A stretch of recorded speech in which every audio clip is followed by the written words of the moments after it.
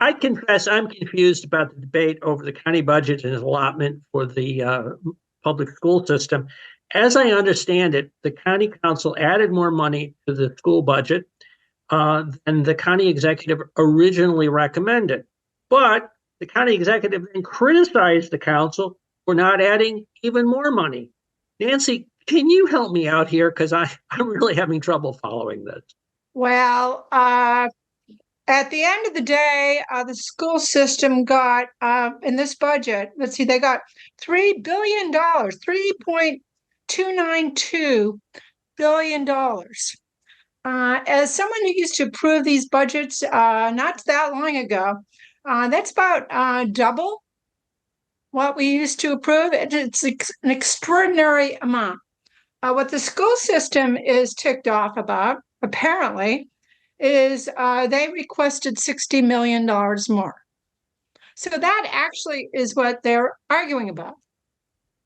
And it's like too late. They're acting as if the sky is falling. If that were the case, they would have said that after the county executive issued his budget earlier, which was less, $50 million, I think, less than what the council actually approved.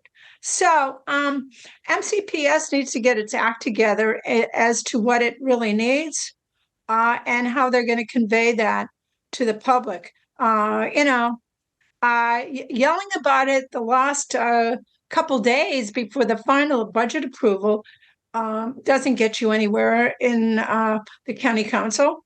And I think it's a lot of Sturm und Drang over not too much. They didn't get everything they want. That's never going to happen. They're never going to get every single thing they want. Many years we actually gave them more than they requested when we could afford it. It's still a boatload of cash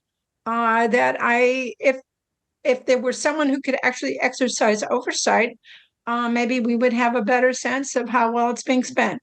But Dwight, as Nancy said, the MCPS got less money than they originally asked for, but now, according to news reports, they're talking about layoffs. So this is crazy. I actually agree with a lot of what Nancy said. Frankly, I think MCPS, I want to know how much is this money actually getting into the classroom, because we all have seen those commercials about it's about the children, how, cutting this will mean cutting property taxes will mean your kids will be stuck in a dilapidated classroom, which is patently untrue, frankly. MCPS schools are some of the finest schools in the state of Maryland, or should I say the Mid-Atlantic, or even the country.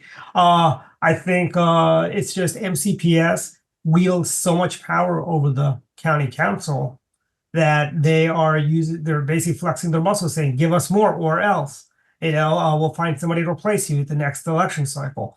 And that is the problem when you have such a hyper-partisan board and activist teachers who are all lockstep with whatever their unions tell them to do. They want more money. The layoffs, let's start laying off some teachers is what I say. Let's do that. If they're talking about layoffs, I encourage, yes, trim the fat. Let's get rid of the bad teachers that basically just do social promotions that aren't educating the kids, that are just there to collect a paycheck and pushing the radical left agenda down our kids' throats in MCPS, opposed to teaching to STEM education. I'd like to also know how much money of this money is going to go towards STEM education, or is this money going to go for some of the woke ideology stuff that they're pushing? But Nancy, I think I have the answer to this, but let me get you on the record here. Is this layoff threat for real, or is it just political posturing? I assume it's posturing, but I don't know. I don't know. The problem is, it's not so much that MCPS has such power over the county council.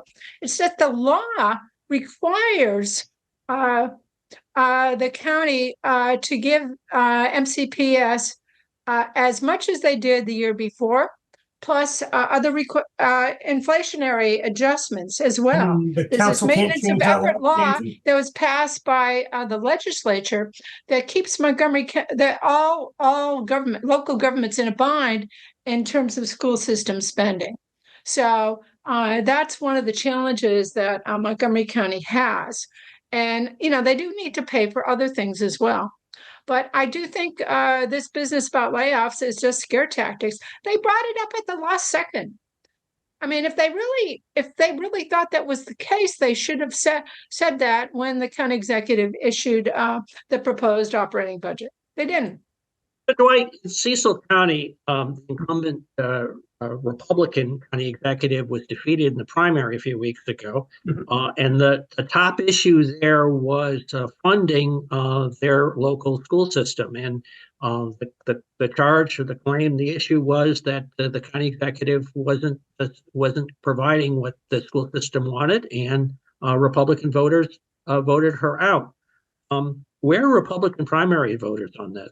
I think Republican primary voters are pretty much where I am, where we think, like just looking at Montgomery County, we are, we're spending way more money on education. I think the council should look at changing the law that says we have to give you the same amount every year and then some. I know that's like a radical idea of just changing the law to not do that. And, they say they've got a teaching shortage for teachers in Montgomery County, and now they're talking about layoffs, so I think we solved that teaching shortage problem, by laying off even more teachers. So I think this is a bunch of smoke and mirrors by the unions trying to flex their political muscles on, and they're trying to get as much as they can.